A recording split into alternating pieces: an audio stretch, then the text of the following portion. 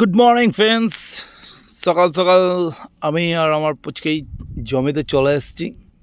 আপনারা দেখতে পাচ্ছেন, অনেক দিন ধরেই বলছিল যাব যাব যাব, তা অনেক দিন ধরে ওকে আনা হয়নি। তা আজকে এসছে, একদম মন খুলে একদম আনন্দ করছে।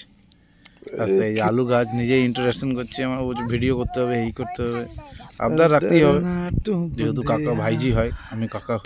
যাই হোক, এই আনন্দটাই আলাদা, কাকা ভাইজি সম্পর্কটাও খুব ভালো। তো ওর মতন করে একটু বলছি ভিডিও করে দিতে। যাই হোক, ওর মতন করে ভিডিও করে দিচ্ছি, যেরকমভাবে বলছে, আমাকে নির্দেশ দিচ্ছে, সেরকমভাবেই আমি ভিডিওটা করছি। ঠিক আছে, আমাকে একগাল হাসি, এটাই দরকার মানুষের জীবনে। যতদিন বাঁচবেন হাসি খুশি থাকাটাই প্রয়োজন। এই যে আবার সরষা ফুল গাছে চলে এসছে, এখানে বলছে বিভিন্ন রকম পোজ দিয়ে আমি ছবিটা তুলবো। তো একটা ছবি তুললো।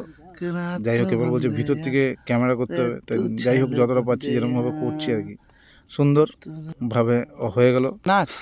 পোজ দেওয়া হয়ে গেলো। এবার আমরা বাড়ির দিকে বেরোবো। তো এখানে দেখতেই পাচ্ছ, বাড়ি যাওয়ার পথে এখানে আমাদের একটা হনুমান মন্দির আছে। তো 30 তারিখে পুজো, তো তার জন্য এখন একটা ডেকোরেশন করেছে, দেখতে পাচ্ছ, শিল্পী বাপন রায় খুব সুন্দরভাবে একটি অ্যানাকন্ডা সাপ কি সুন্দরভাবে প্রতিস্থাপন করেছে, এখানে মাটির বানানো হচ্ছে।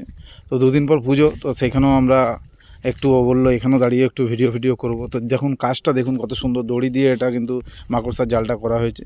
আরও এখনও পুরো ফিনিশিং হয়নি, তাই মুখটাও আপনাদেরকে দেখিয়ে দিচ্ছি। দেখলেও ভয় লাগবে, পুরো যখন ফিনিশিং হবে তখন আরও ভালো লাগবে। তো টাটা, ভালো থাকুন।